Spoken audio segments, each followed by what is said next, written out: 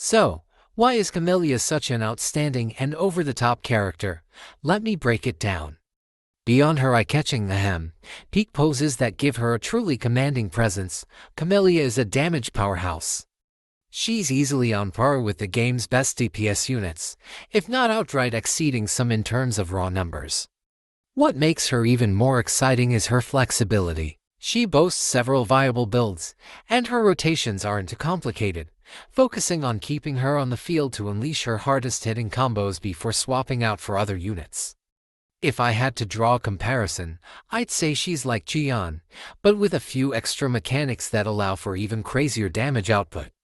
And did I mention her vines? Oh, those vines! Not only are they integral to her playstyle, but they also allow her to achieve hilariously long airtime. Seriously, she's an aerial acrobat when she wants to be. Now that I've covered her main selling points, let's dive deeper into how she actually works, starting with her normal attacks. Camellya's normal attack combo consists of 5 hits, and while the damage is decent for mowing down overworld mobs, the real magic begins when you incorporate her special mechanics. For instance, if you hold the attack button after her 3rd hit, she transitions into a spinning attack followed by a flashy finisher. Her heavy attack also has an interesting twist. It launches her into the air and allows her to enter that spinning mode with a simple hold of the attack button. In fact, you can start a fight by holding down attack, and she naturally progresses into a spinning frenzy. Still, her basic normal attacks will rarely see use in more challenging content, like the Tower of Adversity. That's because her skill and Blossom mode provide an entirely different and much more powerful toolkit. When you activate her skill, Camellya deals minor damage in front of her and transforms into Blossom mode. You'll immediately notice the change. Her appearance shifts dramatically as she's enveloped by vines, her hair turns crimson, and her eyes become devilishly intense. Blossom mode is where Camellya truly shines. Her attack combos change entirely, allowing her to perform a new 4-hit sequence.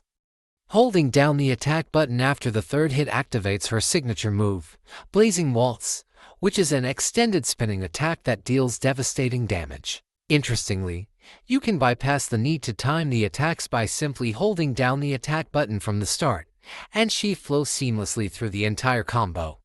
One important note: while in Blossom mode, Camellya becomes immobile.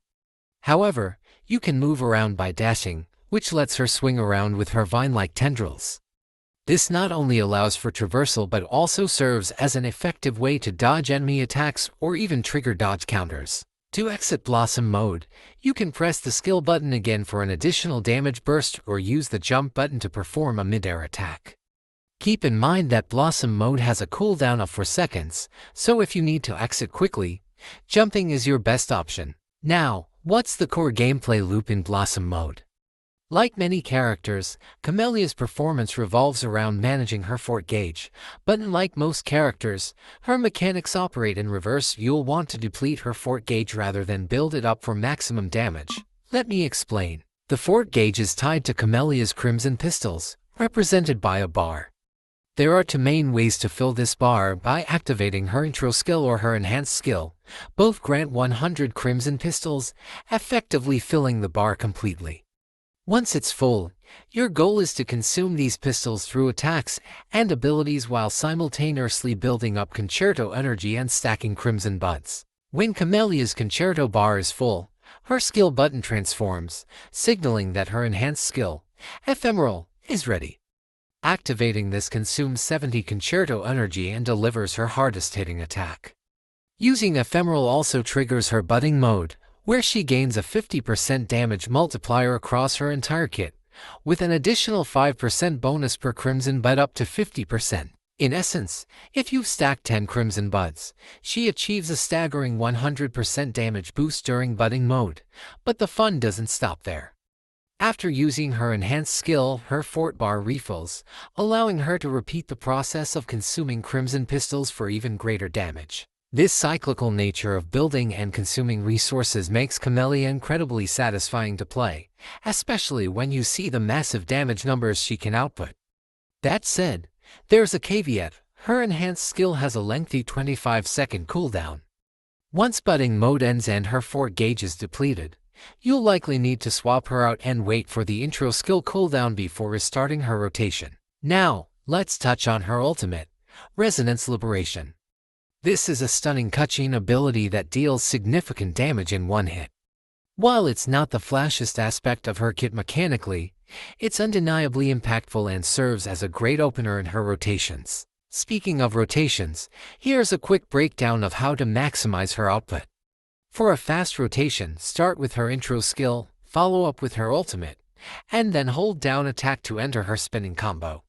Once her concerto bar is full, trigger her enhanced skill, continue attacking, and finish with her skill button before swapping out. For a slower, more methodical approach, incorporate a jump plunge after her first spin and weave in more normal attacks to guarantee a full stack of Crimson Buds. When it comes to building Camellya, her damage largely stems from basic attacks, as her skill, enhanced skill, and Blossom Mode attacks all count as basic ATK damage. As such, her best weapon options prioritize boosting basic attack damage. Her signature weapon, Red Spring, is the clear winner, offering critical rate bonuses and up to 60% basic attack DMG. Among 4-star options, the upcoming free event sword is a standout, providing 40% ATK and 12% crit rate at max refinement. For Echoes, the Havoc set is her best choice, especially with Dreamless or Crownless as the main Echo. Lingering Tunes paired with Abomination is another viable option, particularly for newer players. Focus on critical rate, critical damage, and basic ATK DMG bonus for substats, with some energy regen if possible. Finally, team compositions can significantly enhance Camellya's performance. Sandhua with Moonlit Clouds, paired with Verino or Shorekeeper, makes for a meta-defining team.